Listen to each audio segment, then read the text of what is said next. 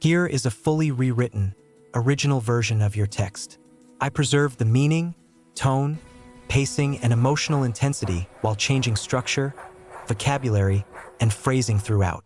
All promotional/YouTube style lines have also been transformed or repositioned to sound natural in the narrative. Officer Mark Jensen had pictured this day so many times that the moment felt almost unreal. At long last, he was bringing his blind daughter, Lily, to select her very first guide dog. He wanted everything to go flawlessly, just one perfect memory she could hold on to. Lily clutched her cane with both hands, her small fingers quivering with excitement, and Mark couldn't stop smiling. After years filled with fear and uncertainty, she was finally on the brink of gaining freedom, security, and a loyal friend who would walk beside her. But the second they stepped into the K9 Rehabilitation Center, the mood shifted sharply. The air was filled with harsh, frantic barking. Raw, angry, desperate. Lily immediately shrank against her father, gripping his jacket. "Daddy, someone's hurting," she whispered. The trainers exchanged uneasy looks. Their posture stiffened. "Keep your distance from that one warned. "He's unpredictable, dangerous." He stopped trying. Then, just as suddenly as the noise began, it dropped into silence. Lily's head lifted slightly. "Daddy, that's the dog," she breathed. "I can feel it." The metal doors slid wide with a cold mechanical sigh, and Mark guided Lily inside. Her fingers curled around his arm, trusting him completely. Even without sight, she sensed the tension in the air, the distant echo of barks, claws scraping against metal, the uneasy energy of frightened animals. "Today you meet the partner who'll explore the world with you," Mark murmured. A trainer approached with a kind smile and led them down a corridor lined with kennels. "We've picked out a few calm candidates for her," she said. "Steady, gentle, ideal for guiding."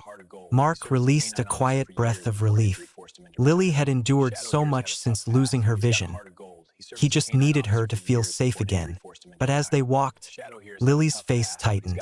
"Daddy, some of them sound sad," she whispered. Before Mark could respond, a deafening bark exploded from Kennel 12, deep, furious, aching with pain. Lily jolted, and Mark threw an arm around her protectively. Trainers hurried over, apologizing and explaining it was just the troubled one. Yet Lily didn't move. She listened. Something in that broken, wounded bark drew her. She turned her head toward the cage. "Daddy, he's hurting." Mark's stomach dropped. He knew exactly which dog was in Kennel 12. Shadow, a once legendary K9, retired after a traumatic event that had left him unstable, volatile, and emotionally shattered. Trainers had labeled him too damaged for rehabilitation, especially around a child. But Lily didn't recoil. She inhaled softly, listening in a way only she could. They continued toward the calmer dogs, sweet-natured retrievers and patient shepherd mixes. But Lily kept angling her head back toward Shadow's kennel, unable to ignore whatever she sensed. "Honey, let's meet the dogs we came for," Mark urged. "Shadow isn't. He's not an option." He tried to sound firm, but something old and heavy stirred inside him. Memory, loss, guilt. Shadow barked again, and this time it wasn't rage. It was a plea, a sound of someone who had lost everything. Lily stopped walking altogether. "He's not dangerous," she whispered. "He's scared, like he's been waiting for someone." Mark froze. No trainer, no officer, no specialist had been able to stand in front of Shadow without fear. Yet Lily heard past the anger to something deeper. "Daddy, please, I want to meet him." Her voice wavered, but not from fear, only certainty. Mark hesitated, then gave the trainer a small nod. The woman stiffened.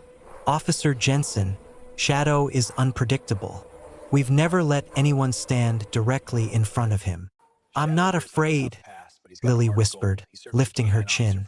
They approached Kennel 12 carefully. Mark placed himself between Lily and the bars, ready to pull her away at the slightest sign of aggression. Shadow lunged, teeth flashing, a growl tearing through the hallway. Mark moved instantly to shield Lily, But she didn't flinch. She simply listened. Then, without warning, she knelt and slid her hand through the bars, palm up, steady and open. Mark's heart nearly stopped. Trainers shouted for her to pull back. Shadow snarled, hesitated, sniffed her hand, and something changed. His rigid posture faltered. The vicious growl softened into a confused, trembling whine. The first vulnerable sound he'd made since the night his life fell apart. The once fearless dog stepped backward, not in aggression, but in recognition, like he knew her. The trainer stared, stunned. This shouldn't be possible. Lily tilted her head toward the soft whimpers. He's sad, she whispered. Something terrible happened to him. Mark felt his chest tighten. She was right. The trainer finally spoke, voice solemn. Shadow wasn't always like this. He was one of our best, loyal, sharp, fearless.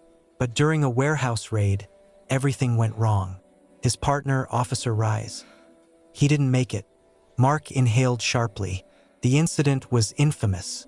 Shadow had tried to drag his partner out, refusing to leave even as the building collapsed around them. They'd had to pull him away by force. He'd never recovered. He thinks it was his fault, Lily murmured. Words no one had ever spoken, yet somehow she understood. Shadow pressed his head against the bars, offering a small, broken whine. Lily reached out again, gentle and steady, granting him the comfort he'd been denied for so long. The trainer hesitated, then unlocked the reinforced gate. If he panics, we intervene immediately, she warned. The door opened with a slow groan. Shadow stiffened, body taut. But when Lily whispered, "It's okay, I'm right here," something inside him cracked open. He lowered his head and stepped toward her, careful, trembling. The trainer approached him with a guide harness, expecting the dog to snap. But Shadow allowed it, only flinching once before settling. Lily reached for the handle, and Shadow leaned into her touch as if he had been waiting for that moment his entire life. "Let's try a short walk," the trainer said softly. They took 3 steps, then Lily's foot caught on a raised tile. She stumbled forward. Shadow moved like lightning. He lunged beneath her, bracing her fall, steadying her with instinctive precision. The trainers gasped. Mark felt emotion choke his throat. Shadow wasn't reacting like a shattered animal. He was responding like a guardian. Lily wrapped her arms around his neck, resting her cheek against his fur. Shadow leaned into her embrace, eyes closing in peaceful surrender. "I've never seen him behave like this," a trainer whispered. "It's like he found his purpose again." Lily lifted her face toward Mark. "Daddy, he protected me. He didn't let me fall. Can he come home with us?"